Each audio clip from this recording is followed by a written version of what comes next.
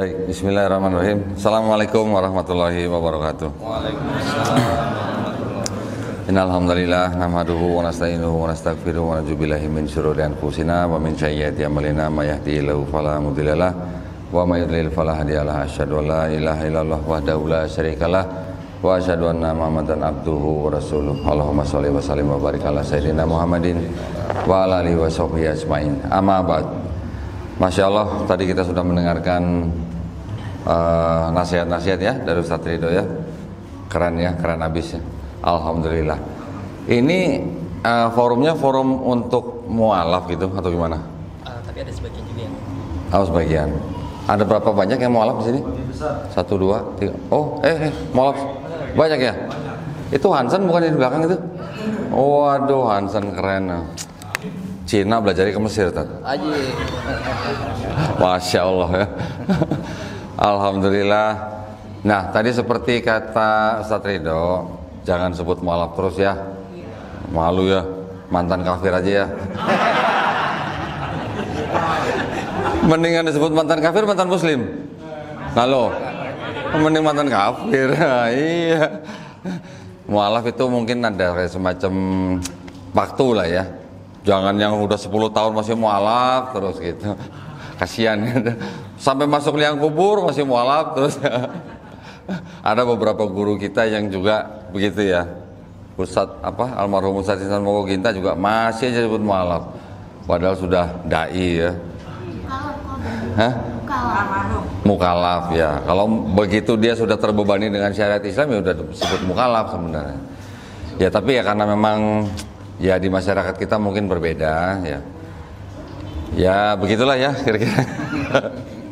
Saya aja masih disebut mualaf terus kadang-kadang waduh. Baik, alhamdulillah wa syukurillah kita semuanya sekarang sudah berada di masjid yang indah ini. Kita juga bersyukur ya bahwa sekarang kita semuanya dalam keadaan Islam atau Muslim. Kadang-kadang orang Islam sendiri nggak tahu tuh artinya Islam apa gitu. Ada yang mesti begitu nggak sih? Ada ya? Oh banyak. Ada yang nggak tahu kalau Islam itu harus berserah diri gitu. Berserah diri kepada siapa? Kepada pencipta kita. Tapi ketika orang Islam itu mendapatkan masalah, dia mencari mencari solusinya kemana? Masih sering kita mencari solusi bukan dari Allah Subhanahu Wa Taala. Hush. Nah ya, jadi masih banyak orang Islam yang tidak tahu arti Islam sehingga dia cari solusinya tidak kepada penciptanya, tapi mencari kepada manusia. Akhirnya bergantung kepada manusia. Islamnya gugur nggak tuh kalau begitu? Hah? Syahadat lagi dong. Alhamdulillah menjalik ya. Baik. Kalau saya ini kan urusan pembentengan akidah umat ya. Jadi mungkin bahasanya sedikit beda nih sama Ustaz Ridho nih. Kalau Ustaz Ridho nih istilahnya yang diomongin fardu ain, saya yang bagian fardu kifayah aja ya Ustaz ya. Saya yang berurusan dengan saudara kita yang mungkin masih di luar Islam. Tetapi dalam arti saya dan teman-teman di Yayasan Geraha Mualaf atau Yayasan Pembina Mualaf At-Tauhid yang pusatnya di Surabaya, kami memang selain membina para mualaf, kami juga menempuh jalur perang pemikiran. Nah ya, usul fikri ya. Zaman sekarang sudah nggak musim lah perang fisik di Indonesia ya, karena kita sudah damai. Tetapi, nah ini tetapinya, kita menjalankan Islam di Indonesia, walaupun kelihatannya mayoritas, ada ancaman nggak kira-kira? Hah? Ada ya? Yang paling besar apa ancamannya Pak? Dari mana? Dari dalam Islam apa dari luar Islam? Dalam Islam juga ada. Dari luar Islam ada nggak? Ada juga. Oke, nanti kalau yang bagian dari dalam Islam, nah seperti Ustaz Ridho ini yang harus membina umat Islam ya, dari fikihnya, dari akidahnya, jangan sampai lepas daripada Ahlus Sunnah wal Jamaah. Hati-hati dengan Islam liberal ya. Nanti ada juga yang mau ke pluralisme, sekulerisme, liberalisme, itu adalah ancaman yang dari dalam. Kalau saya yang dari urusan dari luar aja. Saya urusan yang upaya-upaya pendangkalan akidah atau upaya-upaya pemurtatan. Masih ada nggak upaya pemurtatan? Hah? Masih? Bener Pak? Kalau masih berarti boleh dong saya bawa Bible kemana-mana. Jadi kalau saya kemana-mana, yang saya bawa kitab orang lain. Tapi kenapa saya bawa kitab ini? Supaya saya bisa membuktikan dengan bukti, bukan dengan asumsi, ya. Kenapa? Karena kita sebagai umat Islam juga tidak boleh berasumsi. Kita juga tidak boleh menafsirkan kitab suci orang lain, ya. Kenapa? Kita juga tidak mau kan Quran kita ditafsirkan oleh orang lain tanpa otoritas, betul nggak? Ya kan? Yang berhak menafsirkan Quran adalah ulama-ulama Islam. Yang berhak menafsirkan kitab orang lain ya otoritasnya gitu. Dalam hal ini kalau misalnya dari kitab Yahudi, yang berhak menafsirkan ya ulama Yahudi. Nah, yang dari Kristen juga begitu. Tetapi, nah itu nanti ya masalahnya di mana nanti saya kasih tahu. Baik, nah kita sebagai umat Islam di Indonesia ya alhamdulillah mungkin masih menjadi pertama atau kedua yang tertinggi di seluruh dunia ya, dengan populasi Islam terbesar di dunia. Katanya sih udah disalib sama Pakistan tapi masih balapan katanya mungkin. Kurang lebih 240 juta sekian. Saudara-saudara kita yang dari kalangan Nasrani di Indonesia banyak nggak kira-kira? Hah? Banyak? Ada yang tahu kira-kira berapa juta? Ada yang tahu? Saya tahu tak? Sensusnya nggak tahu. Protestan kurang lebih 21 juta sekian. Katolik kurang lebih 8 juta sekian. Jadi total berapa? 30 jutaan. Banyak dikit? Banyak. Banyak. Dan itu kita memang harus hidup damai. Kita memang harus hidup rukun dan menjaga persatuan dan kesatuan negara Republik Indonesia. Tetapi dari kalangan mereka memang ada perintah. Ada perintah kan? Karena itu pergilah, jadikanlah semua bangsa muridku, baptislah mereka dalam nama Bapa dan Putra dan Roh Kudus. Perintahnya begitu. Kalau kita perintahnya gimana? Sampaikanlah walaupun hanya satu ayat. Tapi kalau mereka perintahnya kalau belum dibaptis kan belum selesai urusannya. Jadi selalu melakukan upaya untuk mengajak orang atau menjadikan orang masuk ke dalam agama mereka. Itu yang masih sering dilakukan walaupun kenceng banget. Tes. Walaupun itu melanggar aturan pemerintah. Ada aturan pemerintah yang mengatur pensiaran agama di negara Republik Indonesia. Nama aturannya adalah keputusan bersama dua menteri, Menteri Agama dan Menteri Dalam Negeri, nomor 1 tahun 79. Di dalam bab 3 pasal 4 itu disebutkan dilarang mensiarkan agama kepada orang atau kelompok yang sudah beragama. Nah, berarti kita boleh nggak dakwah kepada orang yang sudah beragama? Juga nggak boleh sebenarnya. Yang dibolehkan adalah mensiarkan agama kepada orang yang belum beragama. Kita melakukan nggak? Kita juga melakukan. Dai-dai kita juga melakukan dakwah kepada orang-orang yang belum beragama di pedalaman-pedalaman. Nah, makanya untuk menjaga kerukunan umat beragama dibuatlah aturan seperti itu. Tetapi dulu waktu sebelum dikeluarkan aturan itu diprotes habis-habisan oleh kalangan mereka. Mereka juga tidak setuju dengan aturan itu. Jadi mereka tetap ingin mensiarkan agama kepada orang yang sudah beragama, apapun agamanya. Memang itu misi mereka ya, dari zaman bahla itu istilahnya. Maka itu kita sebagai umat Islam, Bapak, Ibu ini kita juga punya tanggung jawab kan untuk menjaga akidah keluarga kita, paling tidak minimal akidah kita, kedua akidah keluarga kita, gitu kan? Nanti kalau di luar keluarga kita mungkin bisa saudara kita, teman kita, kerabat kita. Nah, bagaimana caranya gitu? Kalau kita ingin menjaga akidah kita dari upaya-upaya pendangkalan akidah atau upaya-upaya pemurtatan, gitu ya.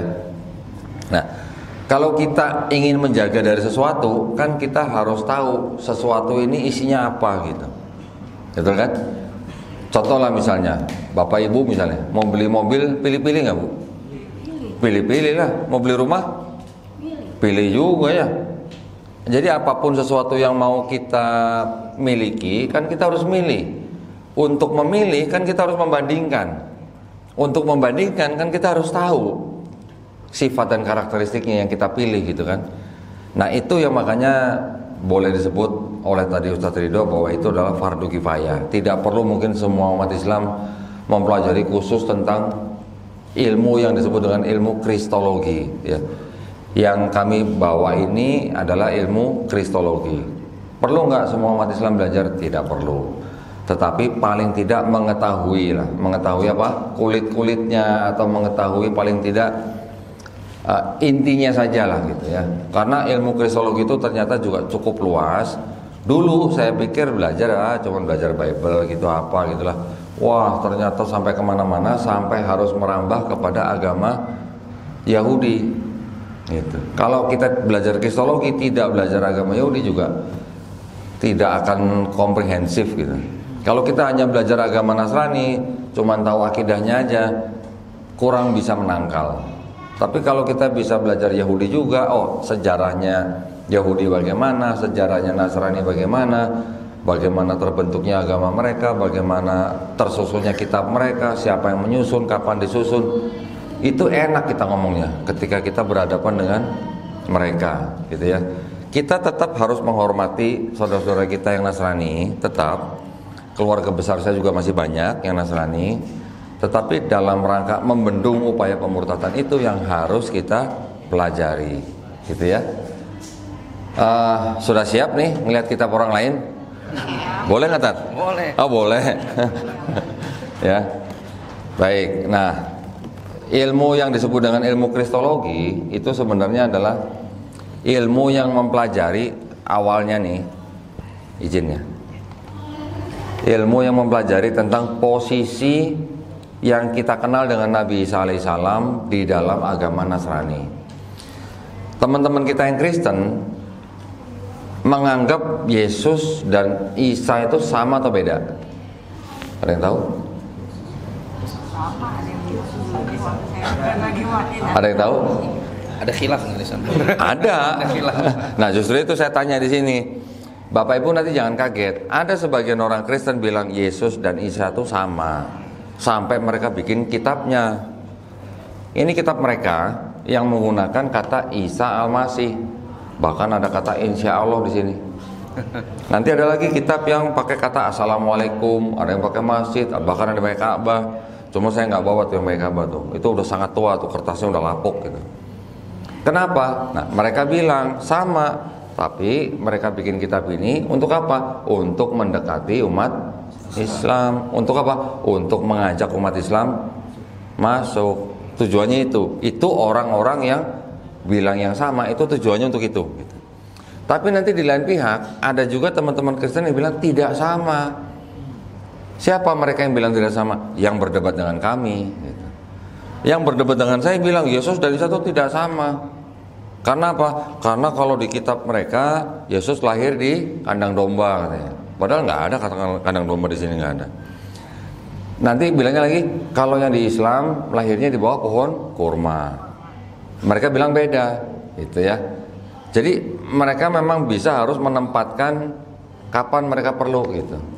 Ada ayatnya bahwa mereka harus apa?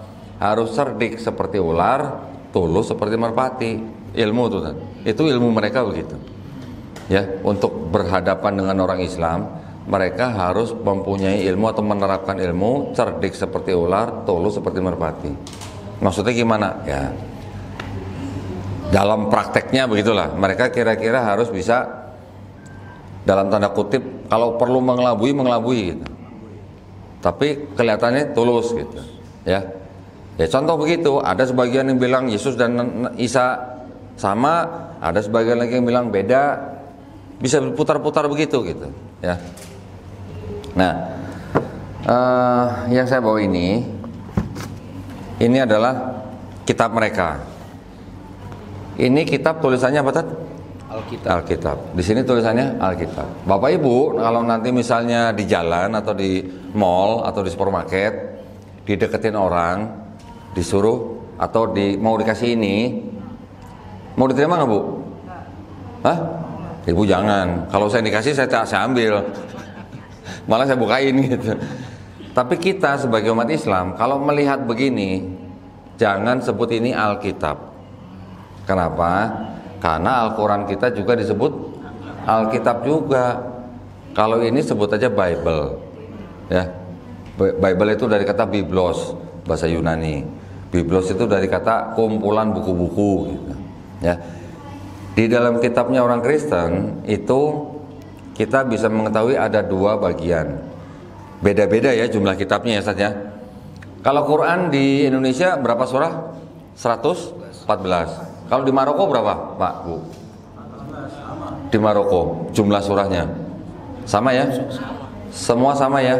Mau di Amerika, mau di Cina, mau di Afrika Selatan, semua Quran di seluruh dunia jumlah surahnya ada 114 surah sama.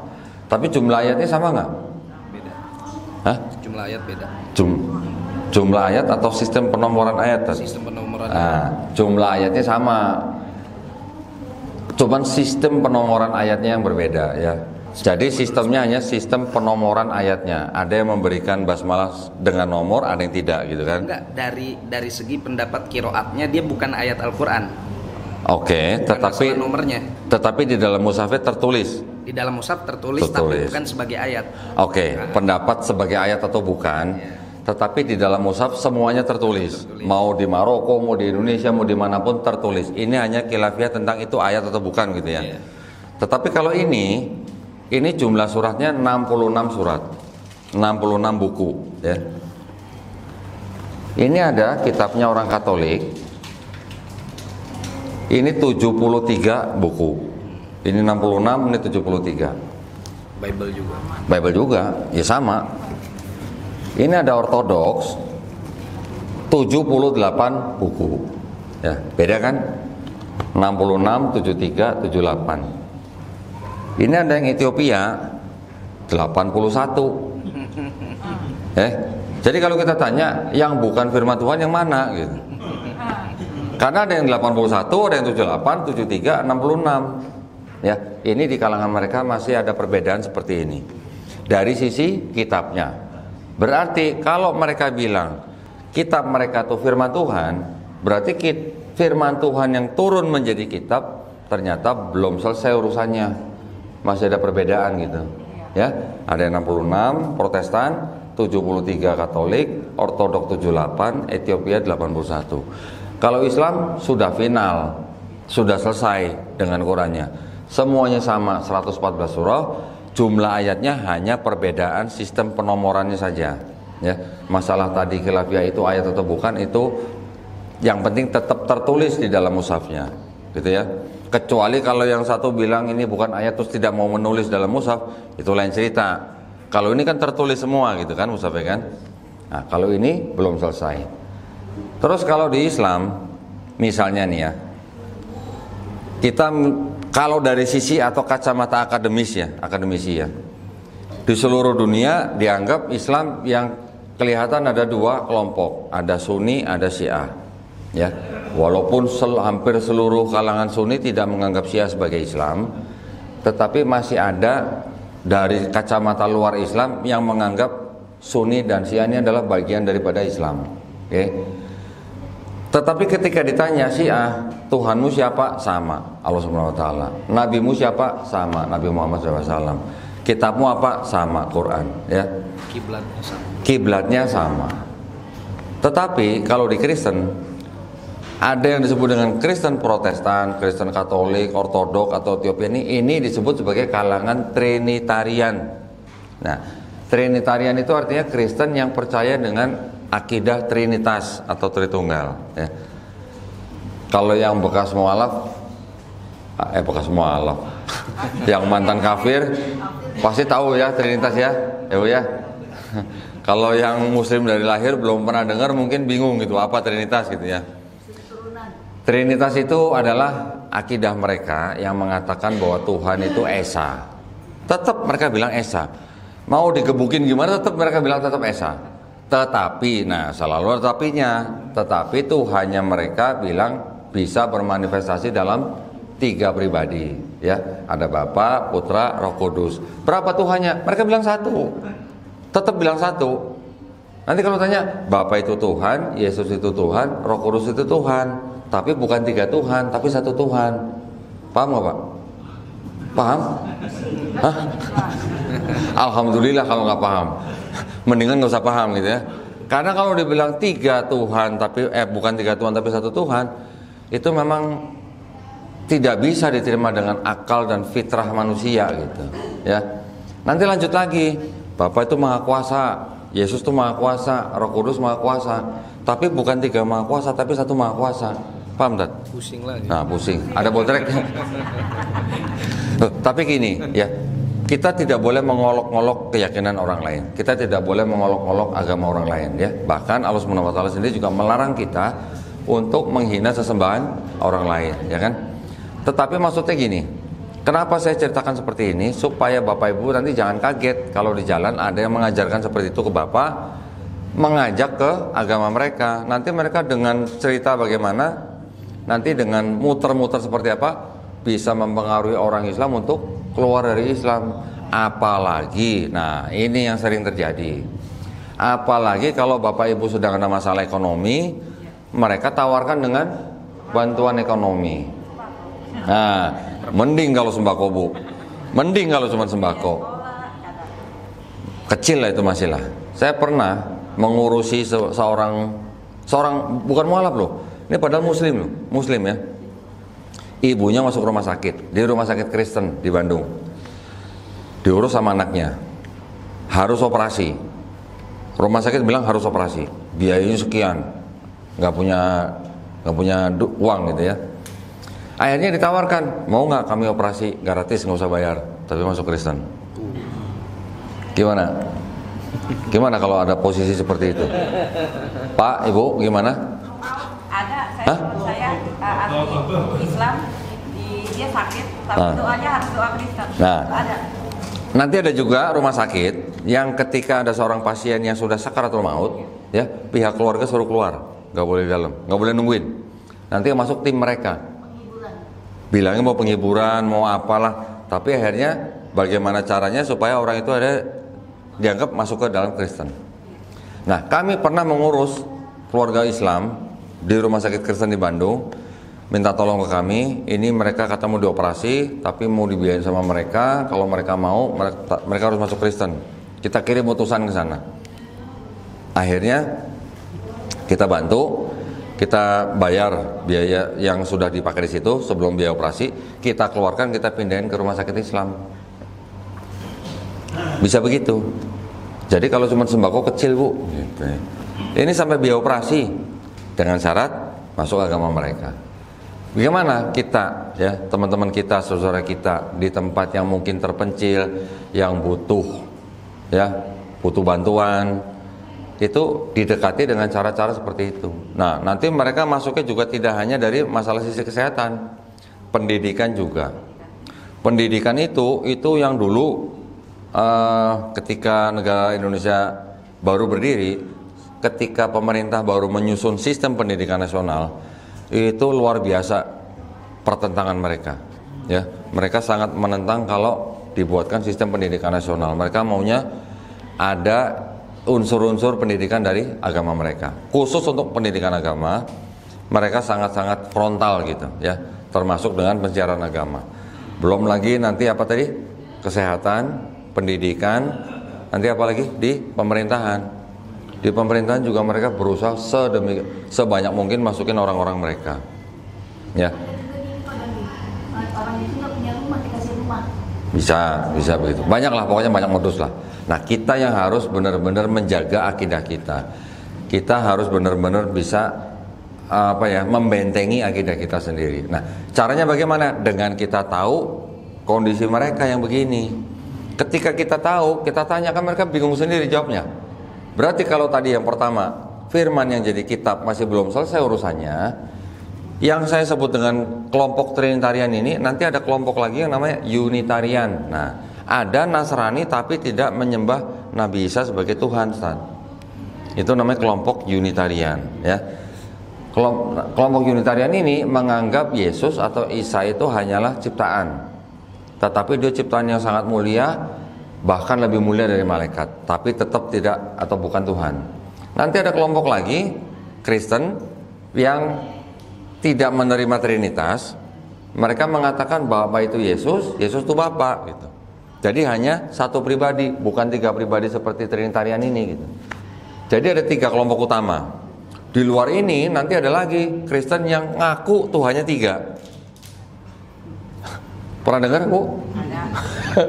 Ya, ada Kristen yang bilang betul Tuhan kami tiga, nggak ada masalah, sawat gitu loh. Mereka bilang benar, kami menyembah Triteos katanya gitu. Jadi Theos itu Tuhan kalau dalam bahasa Yunani. Tri kan tiga, Triteos mereka ngaku begitu, tapi ini sudah istilahnya udah jauh sekali gitulah.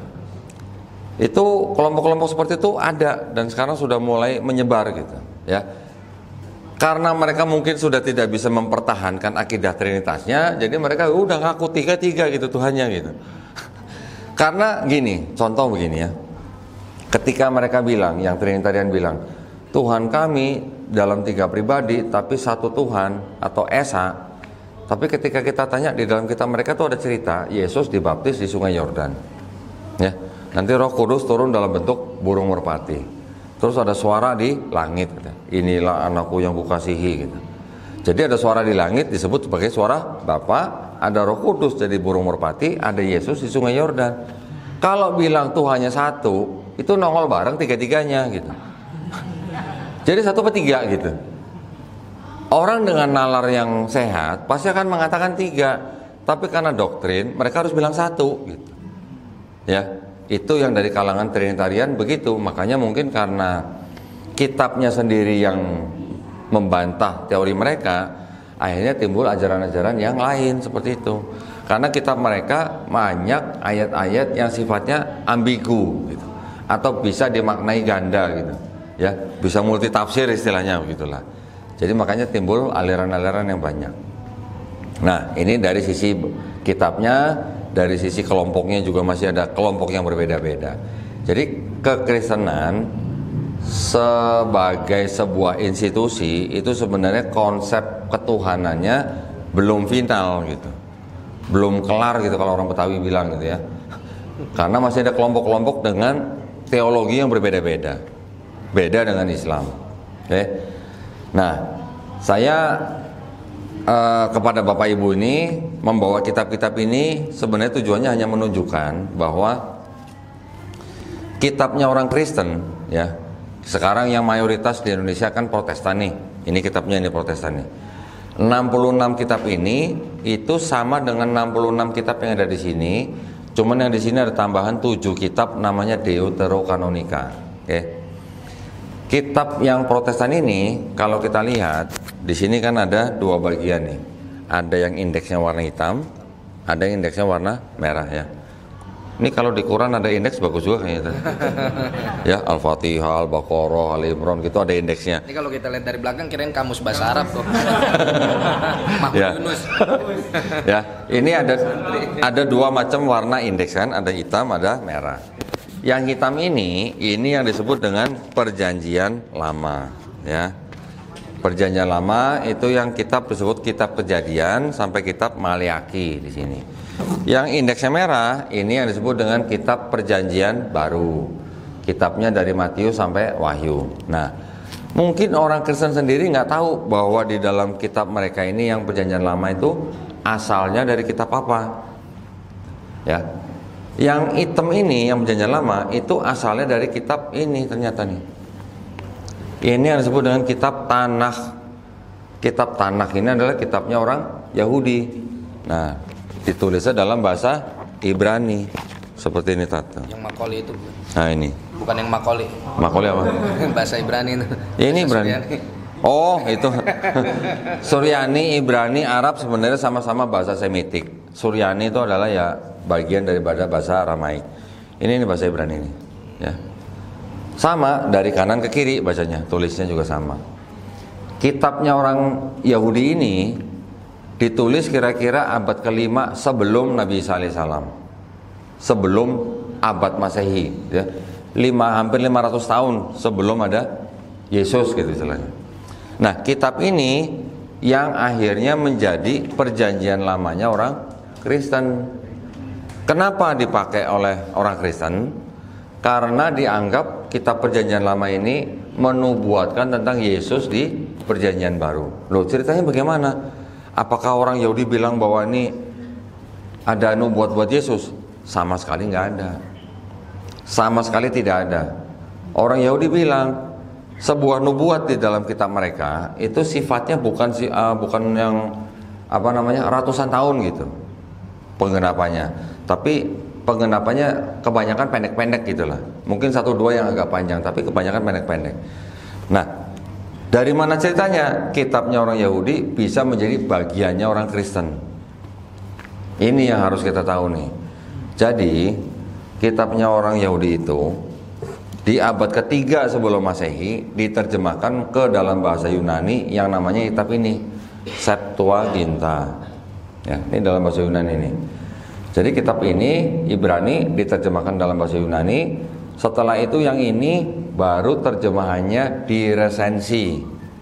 Diresensi itu artinya apa? Dikritik terjemahannya ya. Kan ada kan memang di kalangan penulis-penulis juga ada yang mengkritik terjemahan orang lain ya. Itu namanya resensi namanya kan. Ini juga begitu. Ini diresensi ketika Yesus sudah nggak ada gitu. Padahal ini diterjemahkan sebelum Yesus lahir, tapi diresensinya setelah Yesus nggak ada. Ini diresensi dari abad kedua, ketiga, keempat oleh siapa? Oleh bapak-bapak gereja. Sehingga seolah-olah ini yang tadinya tidak ada urusan dengan Yesus menjadi seolah-olah bicara mengenai Yesus gitu.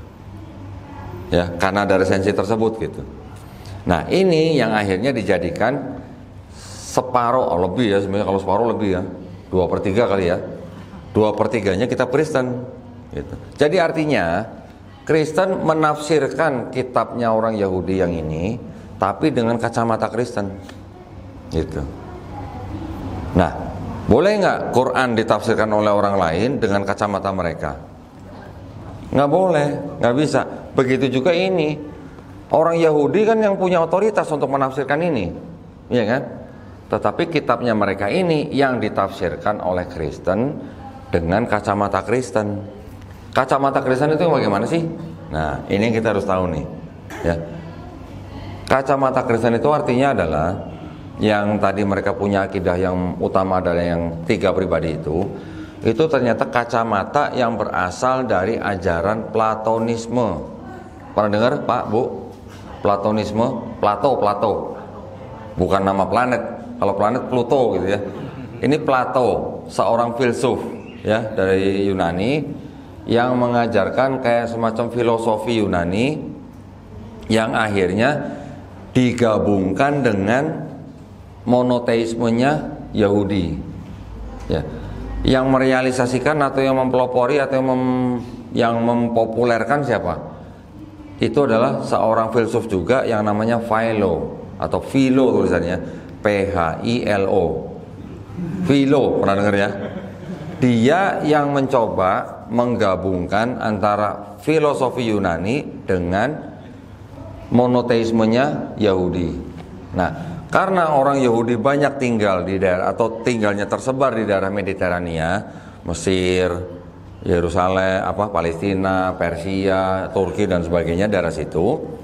Dan daerah situ dulunya dikuasai oleh Yunani dari kira-kira tahun 332 sebelum Masehi sampai akhirnya digantikan oleh Romawi di tahun 63 sebelum Masehi, diteruskan sampai kira-kira tahun 600-an Masehi. Daerah situ semuanya itu boleh dikatakan berada di bawah budaya atau era Helenisme namanya. Helenisme itu yang boleh dikatakan diadopsi atau menjadi cikal bakal konsep ketuhanan dalam Kristen ya. Nah, itu digabungkan dengan paganismenya Romawi, akhirnya menjadi Kristen dan dijadikan satu dengan kitabnya orang Yahudi. Supaya apa? Supaya seolah-olah menjadi agama yang monoteis, seolah-olah menjadi agama samawi gitu. Ini saya berani ngomong begini karena ada dokumennya nih. Kalau nggak ada dokumennya saya nggak berani ngomong nih, gitu ya.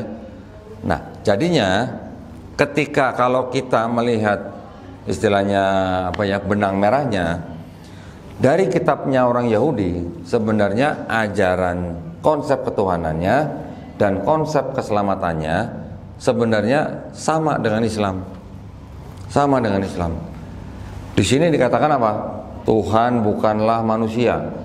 Tuhan bukanlah anak manusia. Kita mengenal apa? Lam yalid walam yulad. Nah, sama sebenarnya. Kita tidak percaya bahwa Allah Subhanahu wa taala bisa menjadi makhluk. Di sini juga sama. Konsep keselamatannya bagaimana? Tidak ada orang bisa menebus dosa orang lain. Yang berbuat dosa itu yang mati, di sini katakan. Jadi seorang anak tidak bisa menanggung dosa atau kesalahan ayahnya. Seorang ayah juga tidak bisa menanggung kesalahan anaknya. Yang berdosa itu yang mati. Di Islam juga sama kan? Kita semua masing-masing bertanggung jawab atas perbuatan kita. Tetapi kalau di Kristen kan beda. Mau dosanya seperti apa, sudah ditebus oleh matinya Yesus di atas kayu salib. Nanti dengan cara yang bagaimana mereka bisa mencoba mempengaruhi Bapak Ibu. Bapak Ibu ini kan sudah berdosa. Tidak ada orang yang tidak berdosa. Betul kan? Setiap orang pasti berdosa. Nah, karena berdosa makanya butuh apa? Juru selamat. Juru selamat itu siapa? Yesus. Yang karena begitu besar kasihnya turun ke bumi untuk menebus dosa Bapak Ibu sekalian gitu. Itu caranya mereka begitu. Ya. Bagaimana ceritanya Tuhan itu nanti bisa jadi manusia, sedangkan kitabnya mereka sendiri yang separuhnya dari Yahudi mengatakan Tuhan itu pasti bukan manusia. Jadi sudah ada perbedaan nih antara konsep ketuhanan dalam Perjanjian Lama dan konsep ketuhanan dalam Perjanjian Baru. Itu saja sudah berbeda gitu. Ya. Nanti mereka bilang kalau yang Perjanjian Lama ini kan belum waktunya Yesus turun gitu kan. Ngeles lagi. Belum waktunya turun tapi sudah ada konsep Tuhan bukan manusia. Kan tetap aja gitu. Ya. Jadi ini adalah sebuah gabungan dari konsep ketuhanan monoteisme dan juga Helenisme Yunani atau politeismenya Romawi. Jadi kalau monoteis digabungkan dengan politeis jadinya apa tuh? Apa tuh? Monoteis digabung dengan politeis. Jadinya apa? Monopoli dong. Monopoli. Bukan ya, bukan monopoli ya. Izin.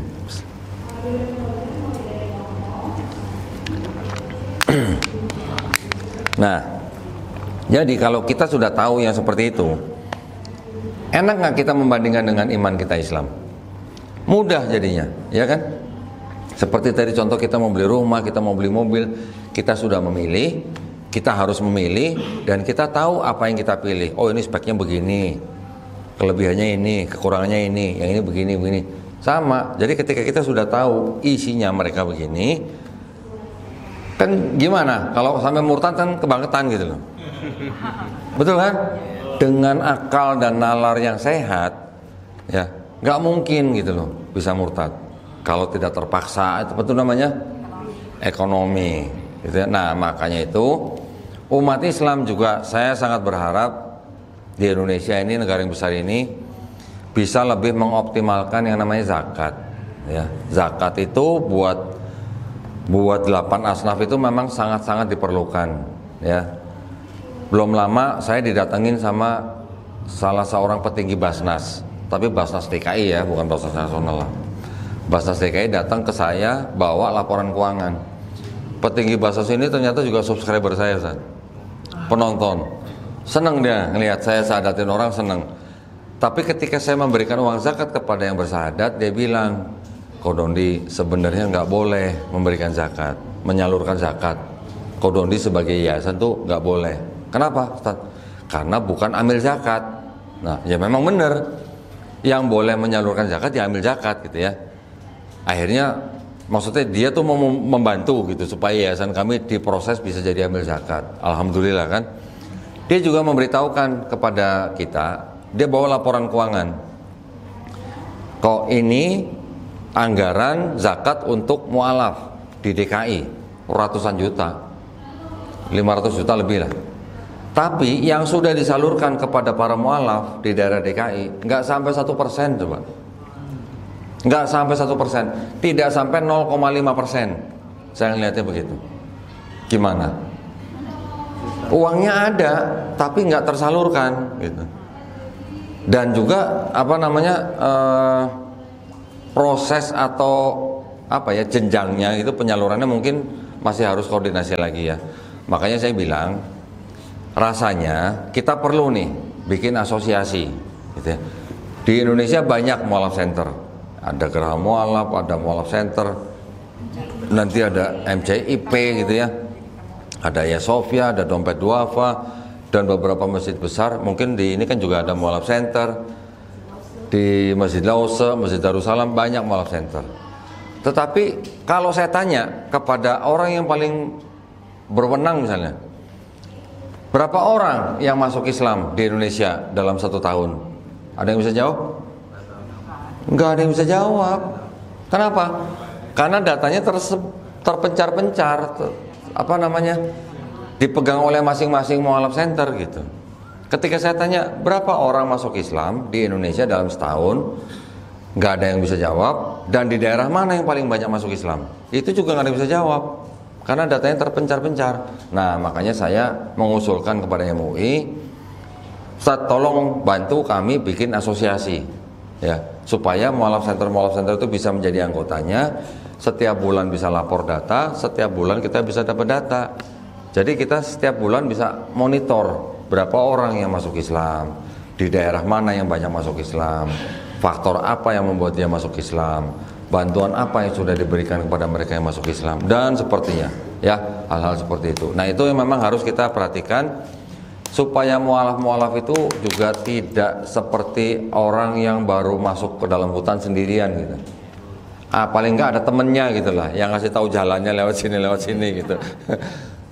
Banyak Ustaz, orang yang baru masuk Islam ketika tidak ada yang membina, dia seperti masuk hutan sendirian, nggak tahu mau kemana. Akhirnya yang terjadi apa? Banyak kelompok-kelompok di dalam Islam yang mungkin bukan termasuk golongan Ahlussunnah wal Jamaah yang berusaha mendekati dan merekrut mereka. Ya, seperti saya aja nih. Ini saya sering didatengin oleh Muslim yang datang ngakunya Muslim, tapi nanti ngakunya apa? Kami dari kelompok Milah Ibrahim. Pernah dengar? Pernah dengar ya, Milah Ibrahim. Nanti ada lagi yang datang Ustadz loh, ngakunya Ustadz, ngajinya bagus, tapi ketika dia bicara tentang Rasulullah, dia bilang Rasulullah tuh nggak pernah, mohon maaf ya, nggak pernah jima sama istrinya. Nah, lihat reaksinya kan. Sama ketika saya mendengar dari dia gitu, itu ada aja kelompok-kelompok yang seperti itu, ada aja. Nanti ada lagi dari kelompok Ahmadiyah misalnya, mereka selalu mencari anggota baru. Nah, kalau ada orang baru masuk Islam, ya ini kan masih hijau nih istilah ini, itu dideketin, itu dicoba direkrut. Termasuk mereka coba rekrut orang seperti saya juga gitu. Nah, kalau saya sudah melihat yang sudah berbeda seperti itu, sudah, mohon maaf, kita beda, saya ada kegiatan lain, udah, itu aja, saya suruh pulang. Nah, itu ya, jadi mualaf itu memang ya harus kita rangkul, harus kita istilahnya tuntun lah gitu. Tuntun supaya masuk ke dalam golongan yang tadi Ustadz bilang Ahlussunnah wal Jamaah. Kalau di dalam Islam ada misalnya kelompok yang disebut dengan Salafi atau Wahabi, itu hanya labeling sebenarnya. Apakah mereka beriman kepada Allah yang beda? Sama. Apakah mereka punya kitab yang beda? Sama juga. Ya kan? Apakah mereka beriman kepada nabi yang beda? Tidak juga. Itu hanya upaya-upaya labeling. Maka maksud saya adalah kita di dalam Islam harus bisa menjaga ukhuwah Islamiyahnya. Ya, tadi Ustadz Ridho juga sudah mengingatkan, artinya kalau ada perbedaan, ada ikhtilafan gitu istilahnya lah di dalam kalangan Islam, itu nggak boleh sampai berurusan dengan akidah, tapi yang hanya masalah furiah itu udah selesai ratusan tahun yang lalu begitu. Saya pernah nih, ini waktu baru-baru saya masuk Islam, cerita sedikit nih ya. Saya mempunyai guru seorang Habib di daerah Pelabuhan Ratu. Habibnya Habib kampung ini, bukan Habib populer, bukan Habib kota ini. Ya, nggak pernah istilahnya tablik kabar, nggak pernah. Dia hanya seorang Habib, hidup sederhana. Saya belajar sama dia. Ketika saya datang, itu banyak orang-orang kampung yang datang juga gitu, ya, karena mereka juga menghormati Habib. Ketika saya tanya, ada ustadz masjid di situ, Ustadz, kalau kita tahiyatul akhir, itu tangan kita nih diem atau bergetar, Ustadz, atau goyang? Diem, nggak boleh bergetar katanya gitu. Kalau bergetar itu salah katanya, bukan Islam katanya. Ngomongnya sama begitu coba. Nah, itu kan memprihatinkan ya. Saya tanya lagi, Ustaz, kalau kita habis takbir, tangan kita di sini ya? Iya. Kalau di sini boleh nggak? Nggak boleh. Kalau di sini boleh nggak? Nggak boleh.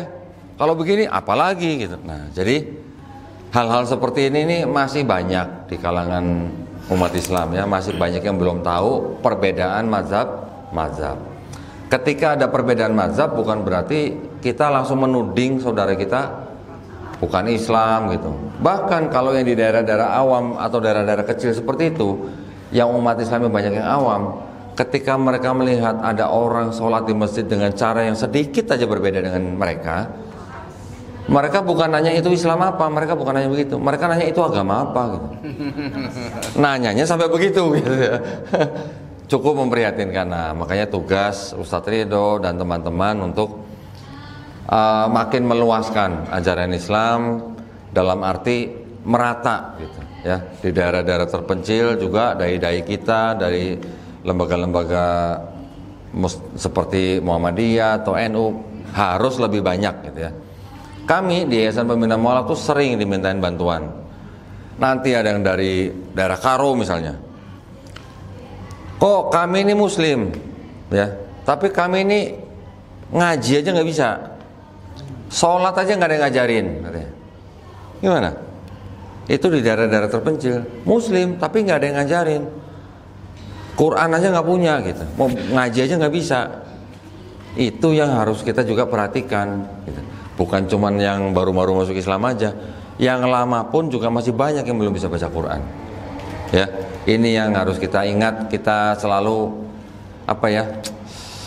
perhatikan gitu lah ya. Dan juga zakat tadi ternyata itu juga ada dianggarkan untuk orang-orang Islam, baik yang dari lahir maupun yang mualaf, ketika mereka berada di suatu daerah atau area yang ada potensi atau ancaman mereka bisa murtad ya. Saya belum lama juga diberitahu ada sekelompok mualaf di daerah Bogor, saya lupa namanya, Tanjung apa gitulah. Dia kecil tempatnya dan di belakang kampung mereka itu ada sungai. Di seberang sungai itu ada jalan raya besar. Kalau mereka mau ke jalan raya itu mereka harus muter gitu jauh gitu ya. Ada kelompok Muslim juga di seberang jembatan di seberang sungai itu yang menawarkan kepada kelompok mualaf ini mau dibuatkan jembatan gitu, supaya mereka mudah ke jalan raya, nggak usah muter gitu ya. Tapi kelompok ini minta kalau dibuatin jembatan, mualaf ini harus ikut kelompok mereka. Kelompok apa itu? Ahmadiyah. Nah, kelompok yang seperti ini juga itu sebenarnya berhak memperoleh zakat. Supaya apa? Supaya tidak mudah ya murtad atau ikut kelompok yang bukan Islam gitulah ya. Oke, nah saya sampai jam berapa ini? Jam 11 ya.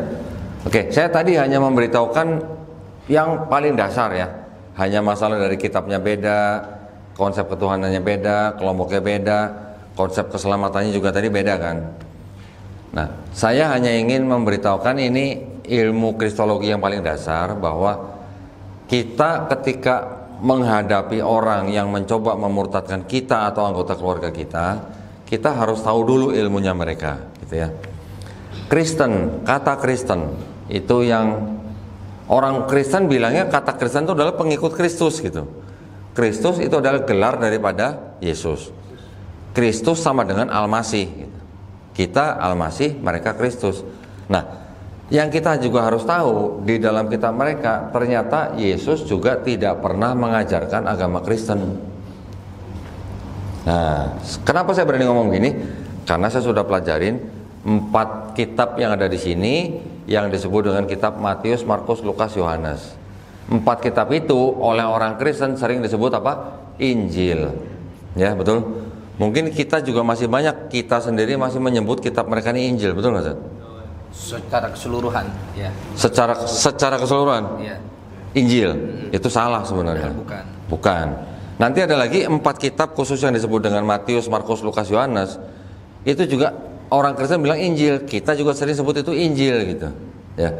Nah, ini mumpung ada Ustadz Ridho nih, kita sekalian sharing juga. Kalau di Quran kita sering membaca ya bahwa Quran itu membenarkan kitab-kitab yang diberikan sebelumnya kepada Bani Israel, yaitu kitab Taurat, kitab Zabur, kitab Injil.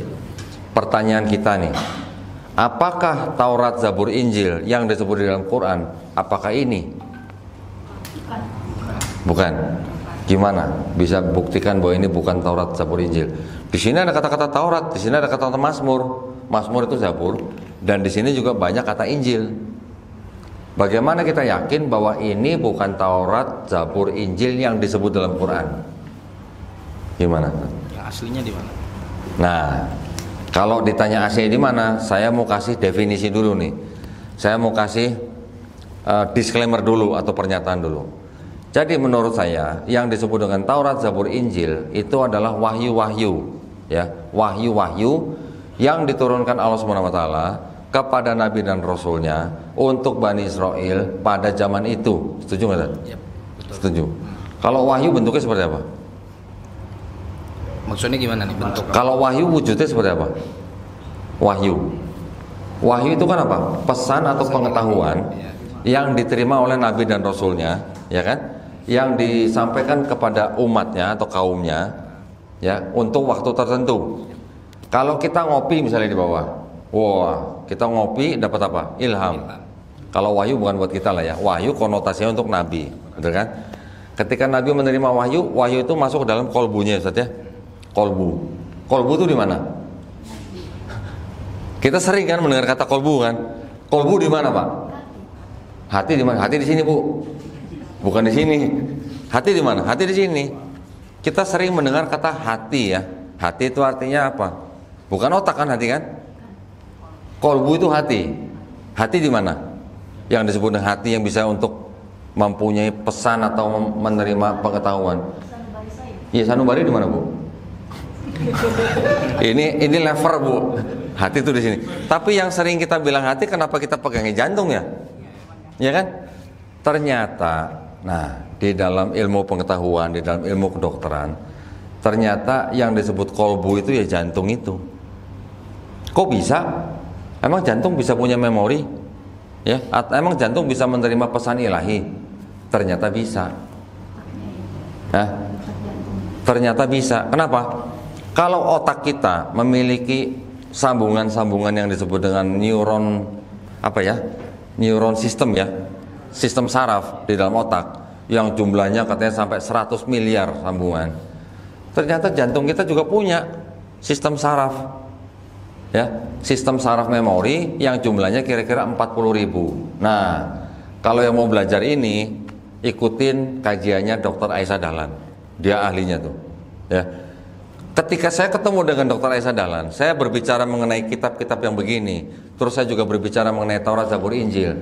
Yang saya sebutkan itu adalah wahyu-wahyu yang masuk ke dalam kolbu nabi atau rasulnya, nyambung dengan Dr. Aisyah Dahlan, langsung nyambung ya. Yang dimaksud kolbu itu adalah jantung kita itu yang bisa menerima pesan ilahi, yang mempunyai ternyata 40.000 sambungan sistem saraf yang bisa menampung memori.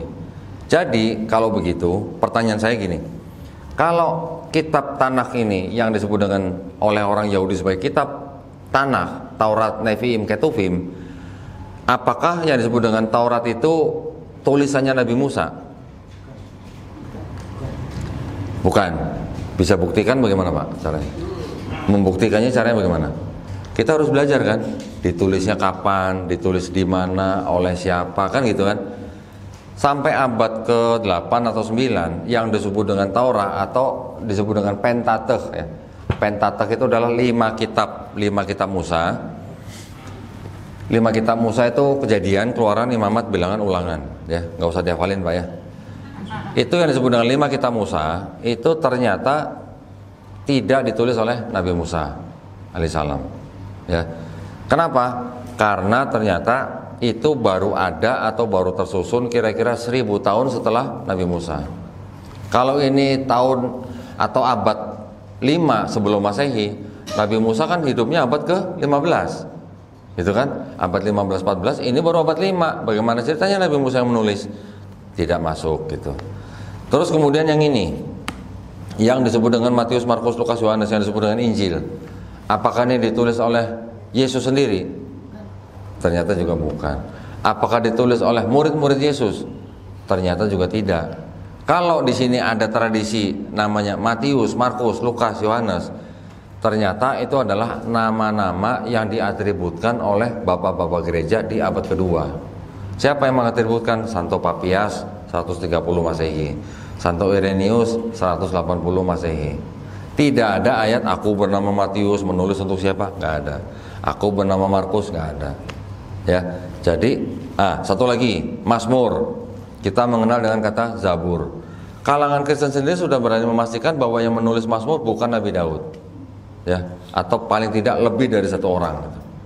Jadi ini bukan tulisan Nabi Musa alaihissalam, bukan tulisan Nabi Daud alaihissalam, bukan tulisan Nabi Isa alaihissalam dan pengikutnya. Artinya pengikut itu yang pernah bertemu gitu.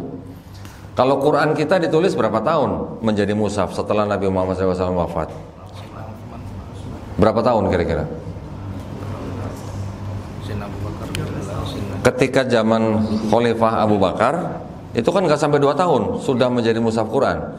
Kemudian masternya disimpan oleh anaknya sahabat Umar bin Khattab, Hafsah. Kemudian dipakai lagi ketika zaman Khalifah Utsman bin Affan, ya. Kodifikasi kedua menggunakan mushaf atau master yang pertama yang disimpan oleh Hafsah. Baru kemudian salinannya dibuat beberapa untuk disebarkan ke negara-negara Islam. Itu berapa tahun dari zaman Nabi Muhammad SAW wafat?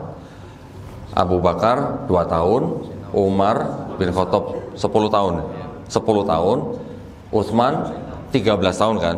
Tapi sebelum 13 tahun sudah selesai. Jadi kalau anggaplah 13, 10, 23 tambah 2, 25. Tidak sampai 25 tahun sudah jadi mushaf. Bahkan kalau kita ambil dari yang paling awal, pada zaman Khalifah Abu Bakar tidak sampai 2 tahun sudah jadi mushaf. Artinya orang-orang yang menulis, orang-orang yang mengkodifikasi itu masih kenal dengan narasumber kan gitu. Nah, tapi kalau ini jauh, tidak kenal dengan narasumber, tidak pernah ketemu dengan narasumber, bahkan ibaratnya tidak pernah ngopi bareng sumber gitu. Ibaratnya gitu ya. Jadi ini tidak bisa dikatakan sebagai Taurat, Zabur, Injil yang disebut di dalam Quran. Itu yang harus kita pahami, itu yang harus kita yakini gitu. Jangan sebut ini Injil, jangan sebut ini Alkitab. Kenapa? Karena Al-Quran kita juga disebut Alkitab. Gitu ya. Makanya itu kita harus sangat-sangat berhati-hati ketika kita menerima tamu yang tidak diundang misalnya, di rumah misalnya. Mengabarkan Injil, mengabarkan kabar kesukaan, kabar keselamatan gitu misalnya. Dengan bawa-bawa seperti ini. Nah, kita sudah tahu nih.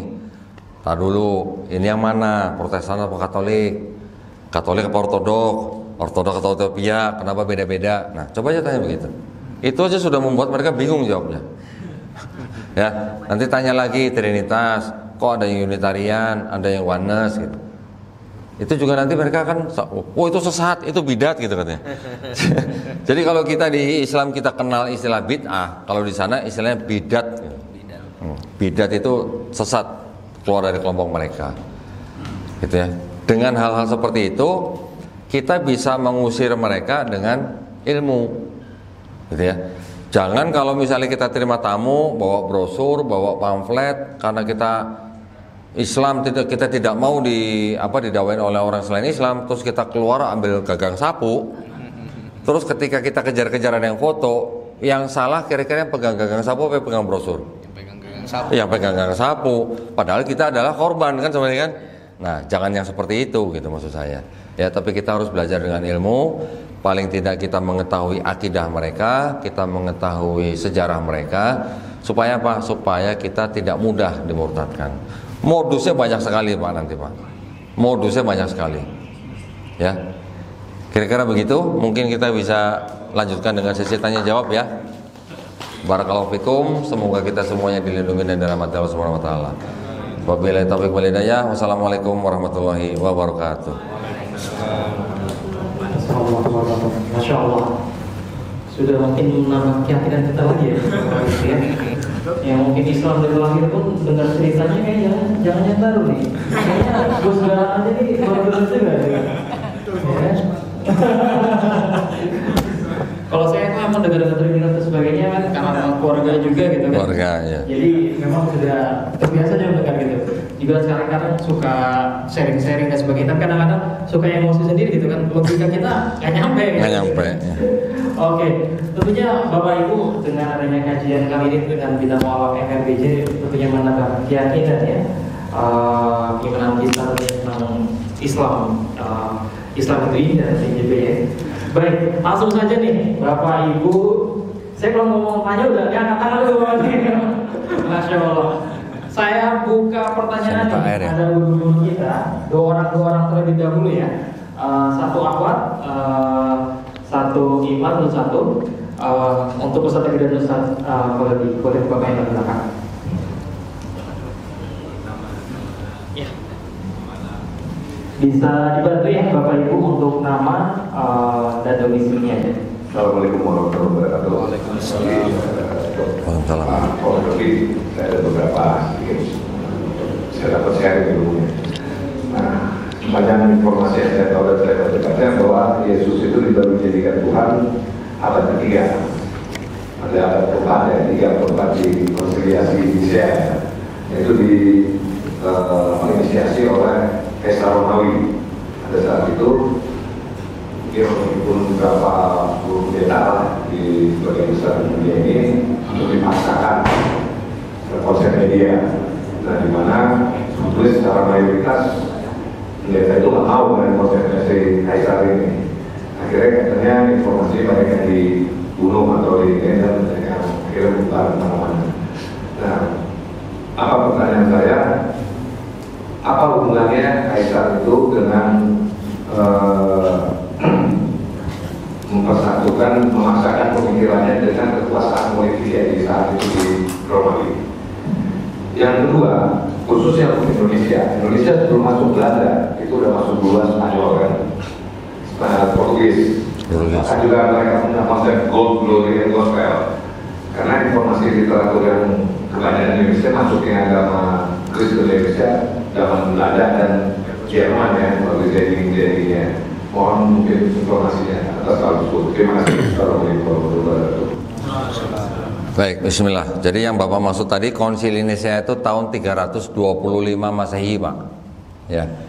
Konsili Nicea 325 Masehi itu disponsori oleh Kaisar Konstantin ya dari Romawi, yang mana Kaisar Konstantin ini merasa perlu untuk menggandeng gereja pada waktu itu karena dia ingin mengamankan tahta kaisarnya, Pak.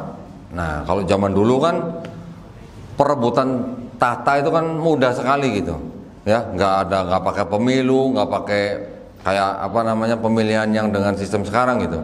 Zaman dulu kalau dia nggak suka sama kaisar, kalau dia bisa deketin kaisar, tusuk mati, bisa dia langsung jadi kaisarnya. Seperti itu pergeseran tahta kekaisaran di Romawi dan di daerah jajahannya, sehingga mungkin dianggap perlu mendapatkan dukungan untuk mengamankan tahta kekaisaran Kaisar Konstantin. Makanya digandenglah Kristen-Kristen awal pada saat itu yang mungkin sudah dianggap punya masa gitu lah, Pak. Yang Bapak tadi sebut pendeta yang dikalahkan dalam konsili itu namanya pendeta Arianus, Pak. Ya. Ajarannya disebut dengan Arianisme. Bukan Arianus, Arius. Ajarannya atau kelompoknya disebut dengan kelompok Arianisme. Kelompok Arianisme ini yang mungkin menjadi cikal bakal Kristen Unitarian, Pak. Yang disebut dengan Arianisme ini yang tidak percaya Yesus itu Tuhan. Nah, jadi ada kelompok Kristen yang percaya Yesus itu Tuhan, ada kelompok Kristen yang tidak percaya Yesus Tuhan. Kristen awal itu bukan cuma dua ini aja, Pak. Nanti ada lagi kelompok Kristen Gnostik, Ya, ada lagi nanti Kristen Nazarin, ada lagi Kristen Ebionites gitu. Kalau yang Ebionite sama Nazarin itu adalah sama orang-orang Yahudi juga, tapi mereka tidak menganggap Yesus sebagai Tuhan. Mereka menganggap Yesus hanya sebagai pemimpin rohani gitu, Pak. Yang Arius juga begitu, yang Gnostik juga begitu. Bahkan yang kelompok Gnostik ada kitabnya di sini. Saya bawa kalau nggak salah kemarin. Yang namanya kelompok Kristen Basilidean. Nah, ini cukup unik nih. Kelompok Kristen Basilidean ini tidak percaya bahwa yang disalib itu Yesus. Ya. Penyaliban Yesus itu hanya sebuah ilusi, kata mereka.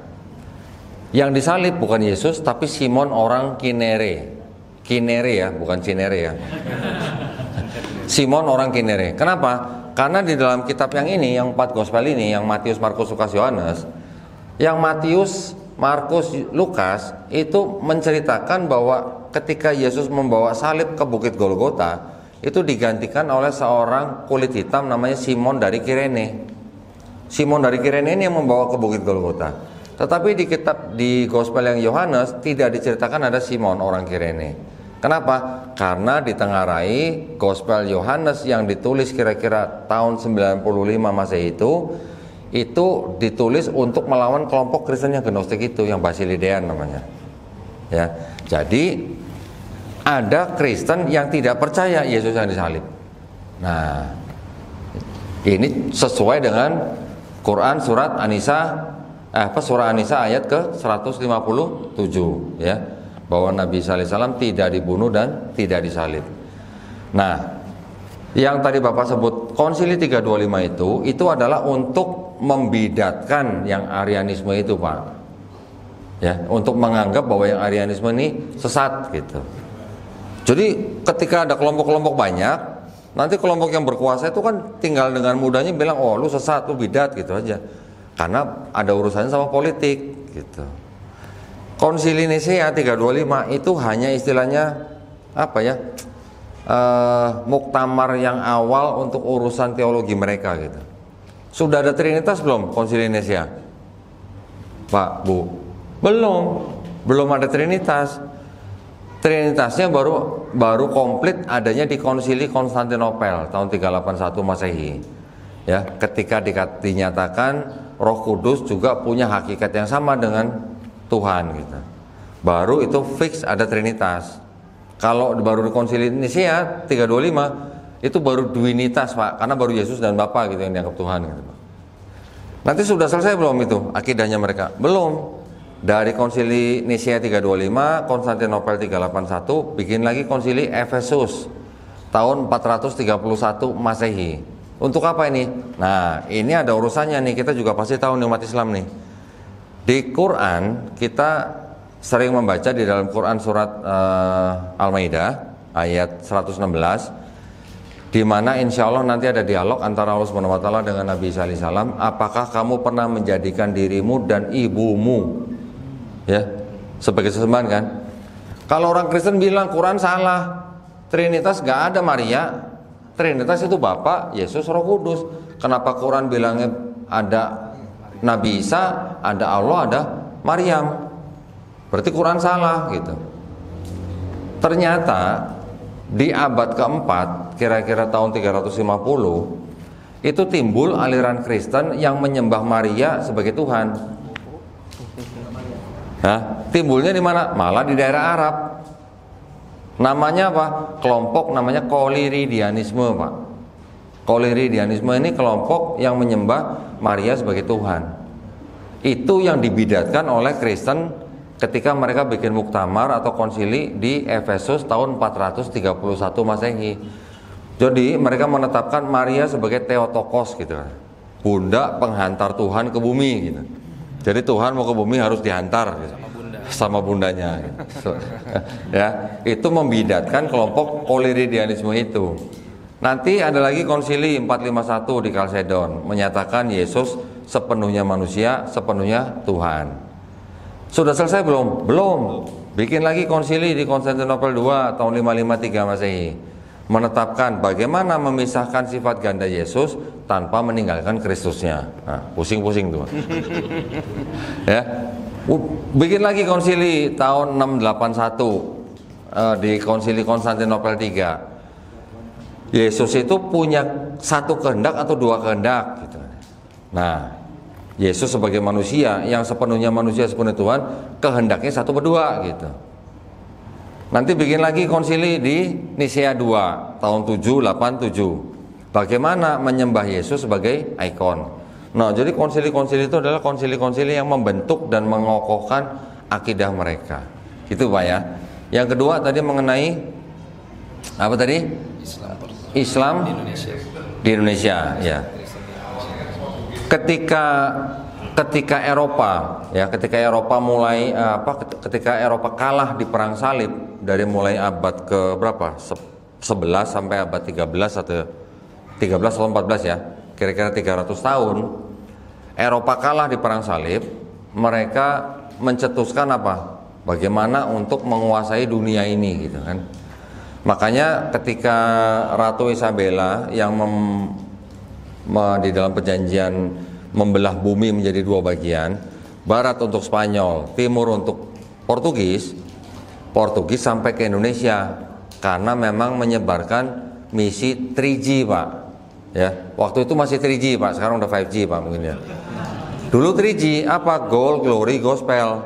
Tapi sebenarnya yang paling utama buat mereka tuh gospelnya sebenarnya ya. Karena ketika saya waktu itu pernah bikin pengajian sama Ustadz Kainama, di dalam dokumen Belanda biaya yang dikeluarkan untuk gospel itu jauh lebih besar dibanding dengan untuk mencari gold dan glory-nya gitu. Ya, yang ada di VOC-nya gitu. Nah, jadi kalau Bapak tanya yang memasukkan Kristen ke Indonesia, awalnya ya Portugis Pak sebenarnya. Portugis dulu yang dicatat pertama kali masuk ke Indonesia. Spanyol itu nyusul. Spanyol kan dikasihnya bumi bagian barat, makanya nyampe ke Amerika gitu. Amerika Latin, Amerika. Ketika mereka sudah menemukan itu, mereka nyasar gitu, nyampe ke Filipina. Mereka juga kebablasan gitulah, barat kebablasan tapi jadi balik ke timur, jadi ke Filipina. Makanya di Filipina besar Katolik dari Spanyol. Masuk ke Indonesia juga Spanyol, tapi kan sudah ada Belanda. Jadi Portugis kan tidak lama di di Indonesia Pak. Yang lama kan Belandanya gitu. Nah, kalau kemarin ada wacana Belanda menjajah cuma 35 tahun, gimana tuh? Ya. Gitu Pak. Jadi Portugis itu menyebarkan Katolik Pak. Kalau Belanda menyebarkan Protestan. Gitu Pak ya. Semoga menjawab pertanyaan, silakan yang lain.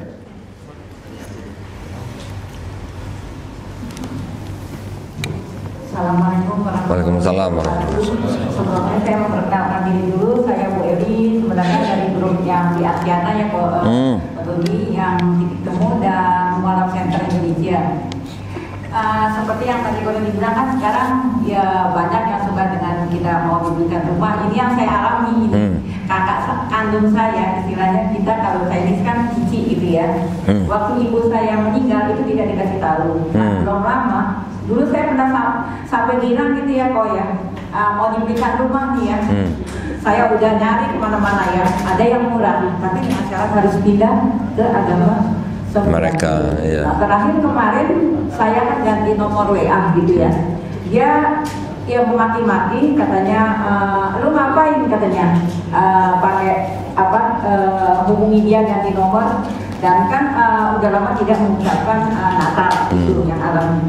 Yang kedua, saya tuh seperti yang tadi Pak Ustadz bilang dan Pak itu kan katanya kita kan kadang yang asli Islam juga belum tentu ini ya ilmunya. Kadang juga kita kan harus sampaikan satu ayat gitu kalau kita. Nah, saya sering dapat ilmu dari satu ustadz atau apa setiap pengajian.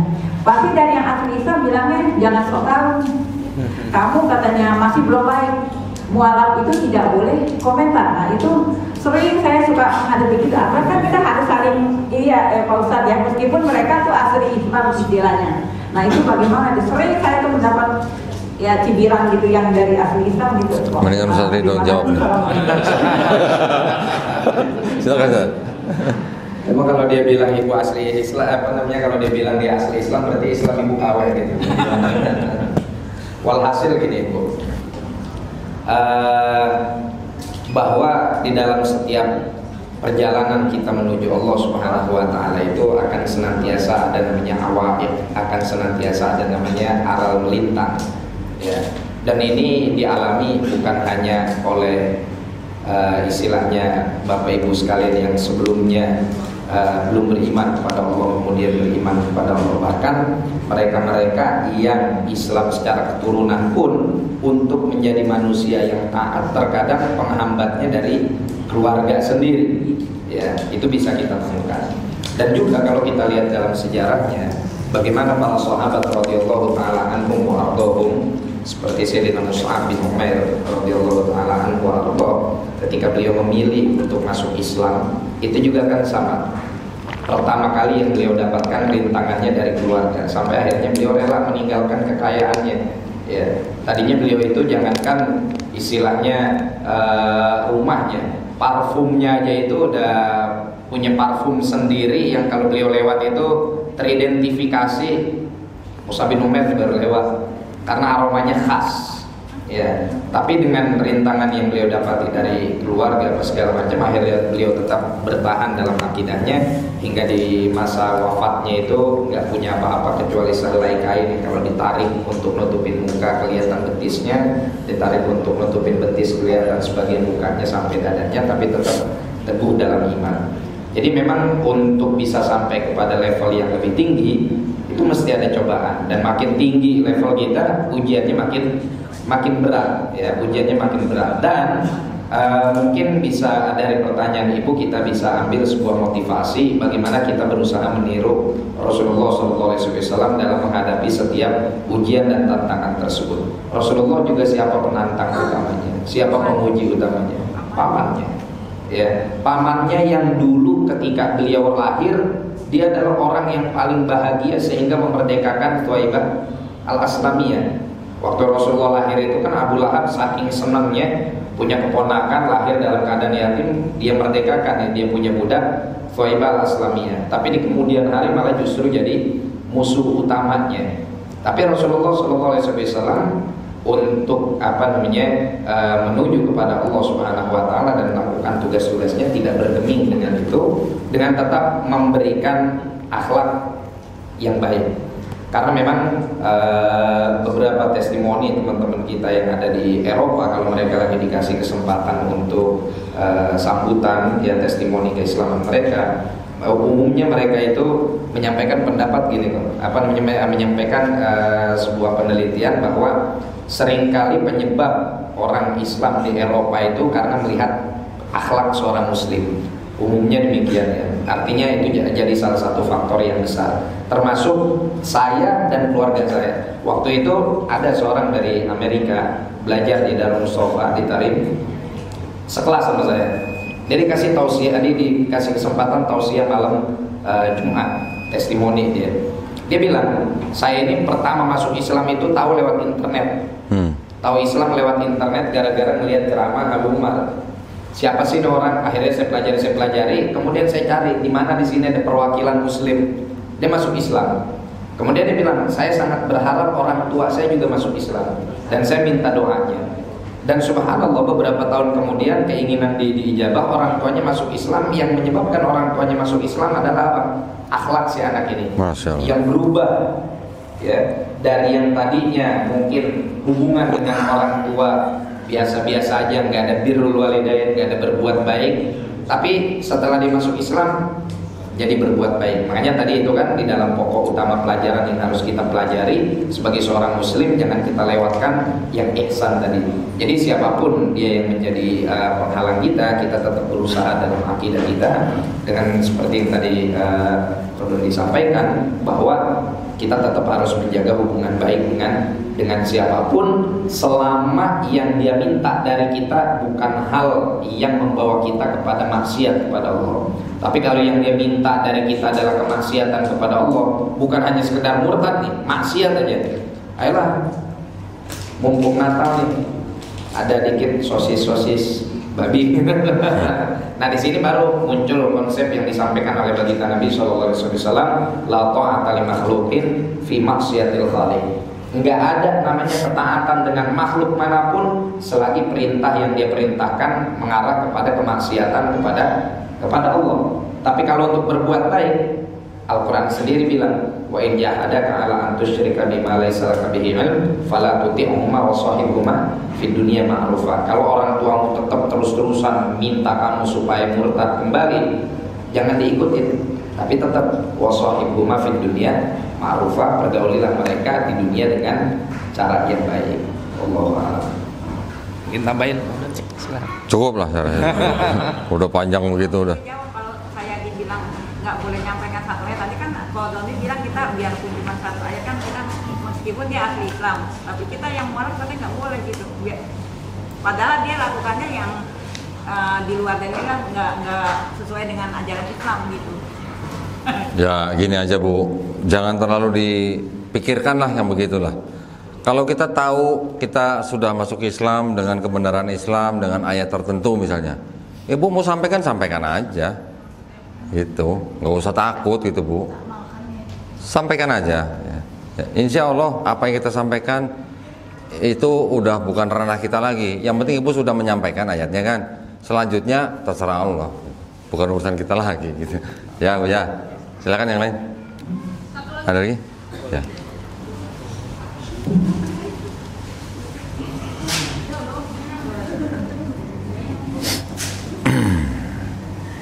Assalamualaikum warahmatullahi wabarakatuh. Waalaikumsalam warahmatullahi wabarakatuh. Kok mau nanya, kan di dalam Bible itu ada ayat yang pelecehan gitu ya. Itu menurut aku nih dari Hosea 3 ayat 1. Tuhan berfirman kepadaku, pergilah, cintailah istrimu lagi, meskipun dia dicintai oleh laki-laki, dan berzina. Cintailah dia seperti Tuhan mencintai manusia. Jadi maksudnya tuh kok Tuhan memperbolehkan gitu, itu berzina gitu kan. Nah ini ayat yang dipegang oleh keluarga saya. Jadi ada masih keluargaku masih mampir juga. Ini yang dipegang. Katanya kan di setiap pengkolan dia punya lagu simpanan gitu ya.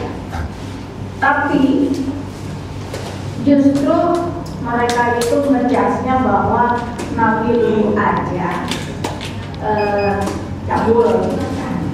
Ininya banyak. Nabi Muhammad kan cabul. Dia punya bini masih di bawah umur. Ya masih di bawah umur. Padahal setelah saya mempelajari itu, Aisyah tidak di bawah umur.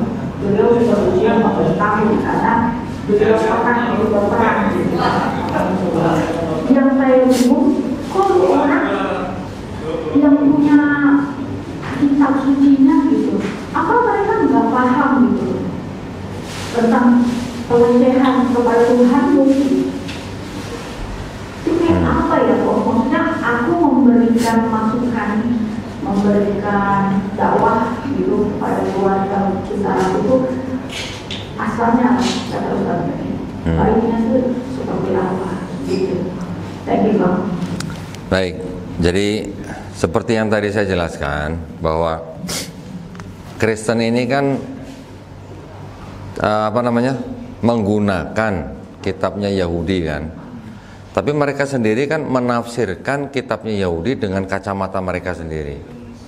Kalau untuk masalah cerita-cerita di dalam Perjanjian Lama yang dari kitabnya Yahudi, itu memang gayanya orang Israel pada zaman itu yang begitu gitu. Bahasanya mereka juga banyak yang menggunakan bahasa-bahasa Majasi sebenarnya. Ya, kelihatannya porno. Memang kalau dibaca porno, Ustadz saya suruh baca di sini juga mungkin malu gitu. Tapi itu sebenarnya bahasa Majasi. Bahasa kiasan yang menggambarkan bahwa umat Israel itu adalah umat yang sering melanggar perintah dari Allah Subhanahu wa taala, sering musyrik gitu loh, sering menyembah Tuhan yang lain gitu. Nah, itu yang ditafsirkan oleh umat Kristen dengan kacamata mereka, selain daripada nubuat-nubuat yang untuk Yesusnya, sehingga mereka ya boleh dikatakan apa ya, awam gitu dengan kitab mereka sendiri. Rata-rata begitu, rata-rata sebenarnya mereka awam. Kalau yang tadi Ibu dibalikan sama mereka misalnya, Nabi lu aja begini.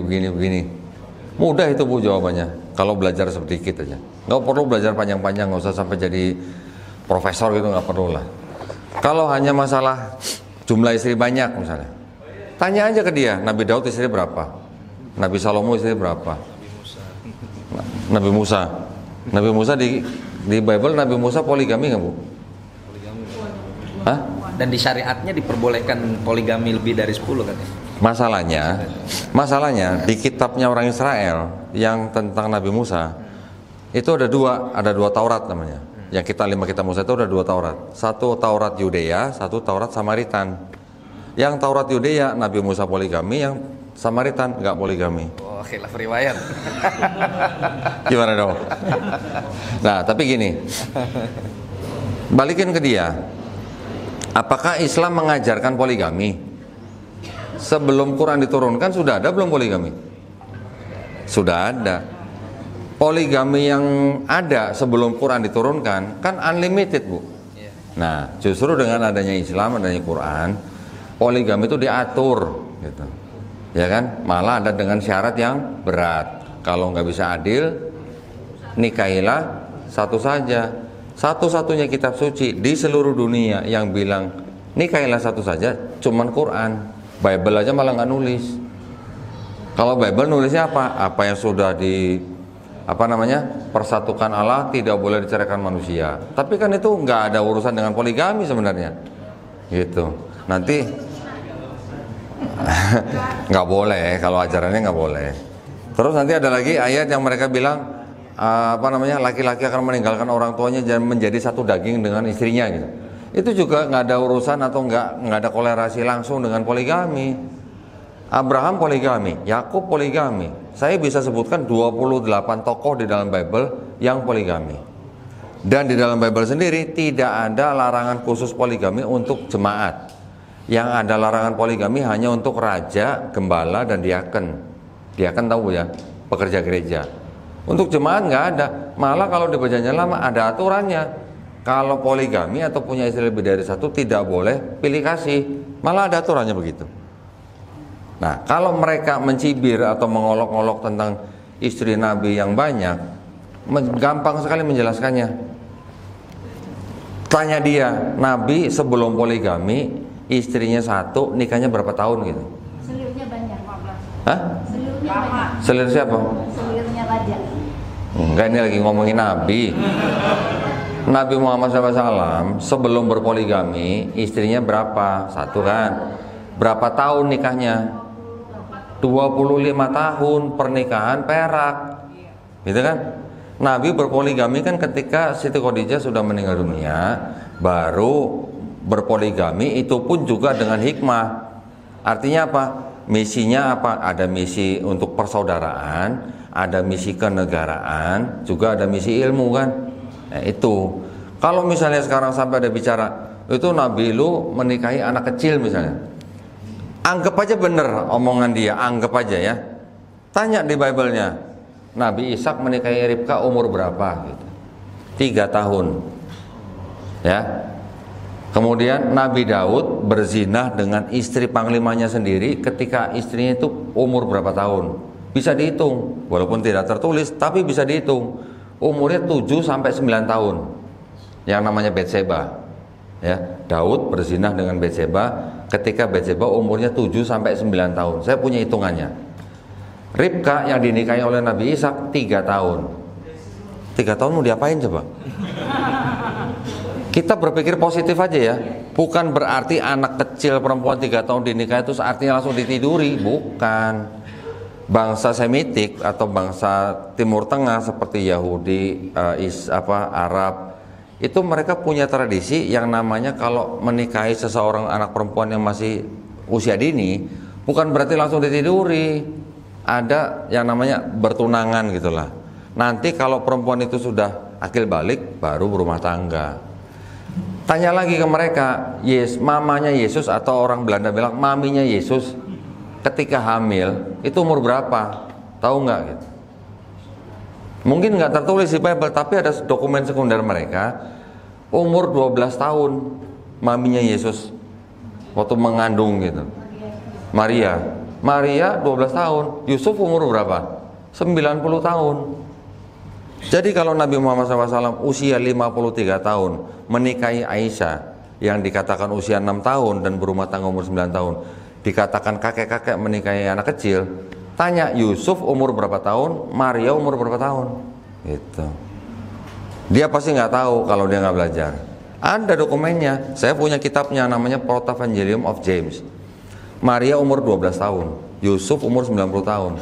Yusuf duda anak 6, dinikahkan dengan Maria karena apa? Karena Maria hamil tanpa suami, sehingga Yusuf dijodohkan untuk menutupi aib, gitu. Begitu kira-kira ya ceritanya. Jadi kalau menuduh seperti itu dengan mudah kita bisa mengembalikan. Berarti kalau om itu Membenarkan apa? membenarkan kelakuan dia yang sudah, maksudnya kan itu kan tante sendiri yang menjadi korban itu ya. Dia itu memperlakukannya dengan ayat itu bahwa Tuhan itu aja memperbaikkan. Kalau dia menggunakan kitab yang di Hosea, berarti dia pick and choose namanya. Pilih-pilih sendiri berarti. Namanya cherry picking namanya. Ya. Enggak, sesuai dengan nafsunya berarti. Nah, itu hanya pembenaran buat dia. Kalau dia benar-benar orang Kristen, dia harus ikut ajarannya Paulus. Nah, Paulus bilang hukum Taurat di Perjanjian Lama itu sudah dibatalkan dengan matinya Yesus di atas kayu salib. Nah, kalau dia ngaku Kristen, dia harus ngikut ajarannya Paulus. Kalau dia ngambil comot-comot ke Hosea, berarti itu namanya cherry picking namanya. Ya, semua maunya dia aja. Ada yang lain? Silakan. Satu lagi ya. Ya, silakan.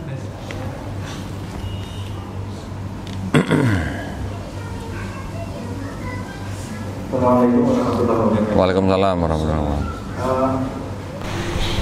Pertanyaan yang pertama, kan kalau dilihat di Bible itu kan gabungan dari Perjanjian Lama dan Perjanjian Baru. Dan Perjanjian Lama itu kan mengadopsi dari kitab tangan Yahudi. Nah, apakah kitab-kitab yang diadopsi ini itu sampai sekarang itu masih digunakan oleh orang-orang Yahudi? Maksudnya masih sebagai kitab sucinya orang Yahudi. Dan apa namanya? Ya mungkin karena ini turunan dari versi Yunani, apakah sebetulnya isinya masih sinkron dengan yang dipakai orang Yahudi? Karena kan kalau orang Yahudi mungkin masih menggunakan bahasa Ibrani yang dari dulu sampai sekarang mungkin masih sama. Terus kemudian yang kedua, ini sebetulnya mungkin nggak terlalu berarti, tapi ini ada beberapa waktu jadi pikiran saya. Kan pada saat apa namanya misalnya ketika dari nabi yang sebelum Nabi Musa, Nabi Daud itu kan semuanya turun ke Nabi Israel. Pada zaman yang sama kan di belahan bumi yang lain kan juga banyak masyarakat yang ada. Di Amerika Selatan juga suku bangsa Maya juga sudah eksis, di Persia juga sudah ada. Di negeri-negeri lain itu ya pertanyaan saya sebenarnya, ketika mereka tidak mendapat putusan Allah, tidak mendapat Rasul, ya mungkin mendapat tapi kita nggak tahu aja gitu ya. Itu kira-kira gimana ya nasib bangsa-bangsa lain kalau tidak mendapat wahyu kebenaran yang sebagaimana kita tahu ini. Maksudnya dari pandangan Islam atau dari pandangan Yahudi? Oh, untuk yang kedua, dari pandangan Islam. Kalau dari pandangan Islam kan orang-orang yang tidak mendapatkan informasi atau wahyu atau utusan itu nanti di hari akhir kan mendapatkan pengadilan yang khusus gitu. Tidak disamakan dengan kita yang sudah mendapatkan informasi atau diutus gitu. Nah, yang pertanyaan pertama, apakah? Oh ya boleh. Silakan ya. Siap. Kalau pertanyaan pertama, apakah masih digunakan oleh Yahudi? Masih. Ini kitabnya tadi. Mana tadi? Ini kitabnya masih ada dan ini dipakai oleh orang Yahudi sampai sekarang. Nah, pertanyaannya kan tadi apa? sebelumnya gini, susunan kitab-kitab yang ada di sini itu berbeda dengan susunan yang perjanjian lama. Susunannya berbeda, urutannya. Jadi kalau yang punya Yahudi ini dari Kejadian sampai 2 Tawarikh, kalau yang perjanjian lama punya orang Kristen itu dari Kejadian sampai Maliaki, ya, urutannya berbeda.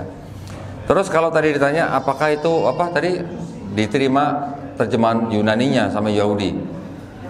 Ini yang Septuaginta ini, yang terjemahan Yunani ini, yang menjadi perjanjian lamanya orang Kristen, yang terjemahannya sudah diresensi sama Kristen. Ini kalau dikasih ke orang Yahudi suruh baca, mau nggak? Nggak mau. Ini kalau dikasih ke orang Yahudi dibuang tempat sampah, Pak. Gitu.